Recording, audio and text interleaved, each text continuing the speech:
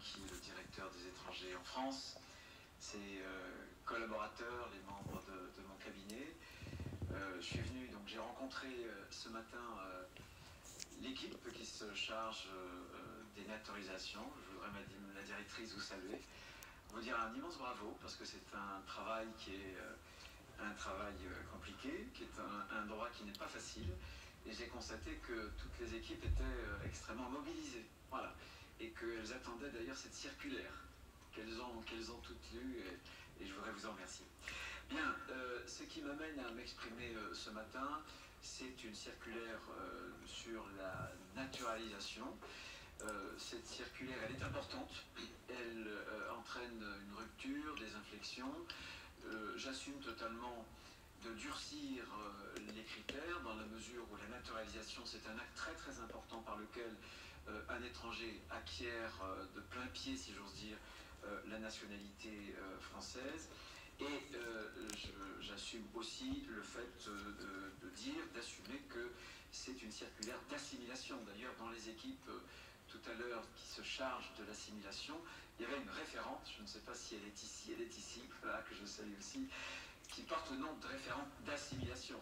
C'est un terme qu'on n'ose plus employer en France, et bien que j'emploie parce qu'il donne tout son sens à la procédure de naturalisation et à cet acte solennel par lequel la République fait entrer en son sein des étrangers. Je revendique donc l'assimilation pour deux raisons. La première, c'est notre droit.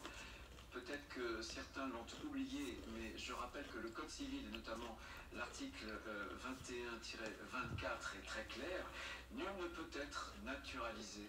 Nul ne peut être naturalisé s'il ne justifie pas de son assimilation à la communauté nationale. Ça, c'est le droit.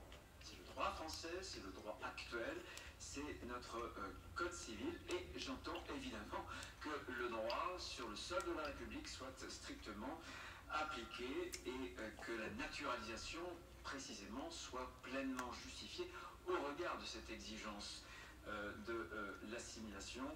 Il reviendra donc aux différents services, sous l'autorité du préfet, de vérifier évidemment que c'est bien le cas à partir de critères que j'énoncerai dans quelques instants. Donc l'assimilation, première raison, c'est le droit qui le veut, et nous devons vérifier que ces conditions soient remplies. Deuxièmement, deuxième raison, parce que l'assimilation, c'est notre République, c'est ce que nous sommes, c'est les conséquences logiques de notre conception républicaine de la nation, de la citoyenneté. Devrais-je redire que la France, la République, ça n'est pas, nous ne sommes pas une nation ethnique, nous sommes une nation célite. Et ça change tout. C'est un modèle qui nous est propre, c'est un modèle singulier, qui ne concerne pas d'ailleurs tous les pays du monde et même d'Europe. Mais ce qui est important pour nous, c'est que nous faisons reposer la nationalité française et la citoyenneté française, non pas seulement sur l'ascendance, mais d'abord sur un sentiment d'appartenance. Et c'est ce sentiment d'appartenance qu'il convient de juger, qu'il convient d'apprécier le plus précisément possible. Et il est nécessaire que ceux qui précisément veulent, volontairement, ils n'y sont pas obligés, devenir françaises, français, donnent tous les signes, toutes les preuves de leur volonté d'appartenance à la France.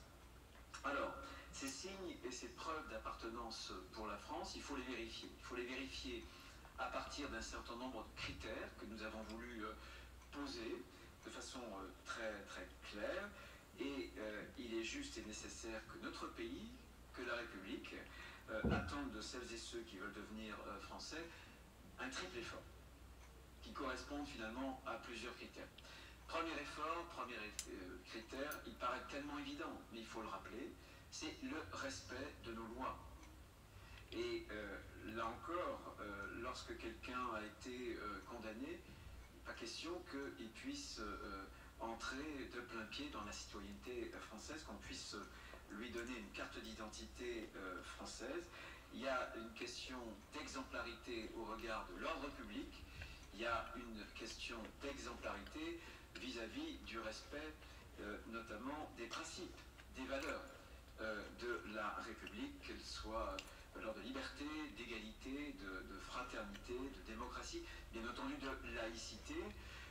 Et je fais le parallèle puisque dans la loi du 26 janvier 2024, le non-respect de ces principes peuvent entraîner pour un titre de séjour soit le refus d'accorder un titre de séjour, soit sa dégradation.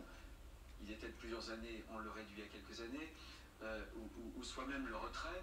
Il serait quand même paradoxal que ce que l'on applique pour un titre de séjour, on ne l'applique pas justement pour cette entrée dans la pleine citoyenneté, pour une carte d'identité. Donc j'ai souhaité qu'on puisse rappeler ce critère, cet effort de respect de nos lois, cet effort de respect de nos principes, des valeurs de la République, ça me paraît fondamental. Je demande aussi, toujours sur ce premier effort de respect, je demande au préfet de rejeter les demandes des étrangers qui auraient été en situation irrégulière par le passé. Il y a une jurisprudence, il faut évidemment s'y conformer, mais ça doit donner des indications, le fait d'avoir violé nos lois, d'être entré clandestinement, irrégulièrement sur le sol français, il faut en tenir compte. J'ai souhaité le rappeler au titre de ces premiers critères. Premièrement, j'en ai cité 3. Ensuite, un effort de connaissance, un effort de reconnaissance, connaître notre langue, connaître aussi et reconnaître l'histoire de France.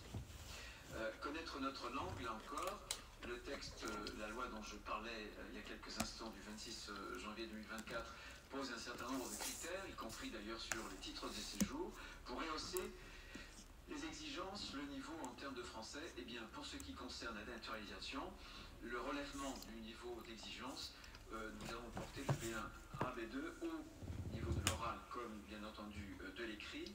Et chose nouvelle, nous allons donc créer à partir du 1er janvier 2026 un examen, là encore un examen civique qui permettra de connaître auprès du demandeur sa connaissance de notre histoire, sa connaissance de la culture civique qu'il peut avoir, puisque comme il veut faire partie pleinement de la communauté nationale, de la communauté française, il faut qu'il puisse, là encore, connaître de quoi il en retourne, de notre histoire, de cet environnement particulier, notamment civique.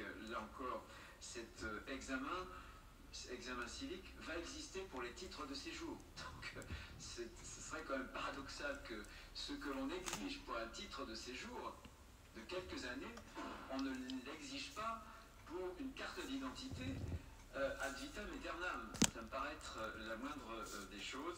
On ne peut pas exiger moins sur les naturalisations que sur le séjour. Ça, c'est un principe qui est un principe de bon sens. C'est un principe, je suis certain, sur lequel beaucoup de Français, quelles que soient leurs attaches partisanes, pourraient se rejoindre. Il ne peut pas être plus facile d'obtenir une carte d'identité française qu'une carte de résident en France. Voilà, c'est ce que j'ai tenu à rappeler pour ce second critère, ce deuxième critère, cet effort-là. Enfin, en matière de travail, là aussi c'est important, parce que le travail, c'est le quotidien, c'est ce qui permet de développer une autonomie. Et en matière de travail, je pense que devenir français, c'est aussi travailler en France, c'est contribuer à sa prospérité, c'est contribuer à un modèle social qui est généreux et qui repose sur la cotisation des Françaises et des Français. C'est donc parfaitement juste que les préfets vérifient si les demandeurs disposent de ressources suffisantes pour ne pas dépendre justement de ces aides sociales, sans les prendre en compte, sauf évidemment en cas de maladie, sauf évidemment pour les handicapés. Exiger là encore un contrat de travail, si possible un CDI sur une année ou une somme de CDD sur 24 mois qui vont permettre précisément d'écarter un certain nombre de ceux qui ne pourraient pas vivre en situation économique d'autonomie pour eux et puis pour leur famille. De même qu'il faut écarter les demandes de ceux dont les revenus sont majoritairement générés de l'étranger, parce que ça signifie que les centres d'intérêt sont déportés à l'étranger et non pas sur le sol national. Donc, trois critères que l'on va donc resserrer en matière de respect de nos lois, régularité du séjour, en matière de reconnaissance de la langue, de connaissance de notre histoire, de notre culture républicaine, civique, et aussi un effort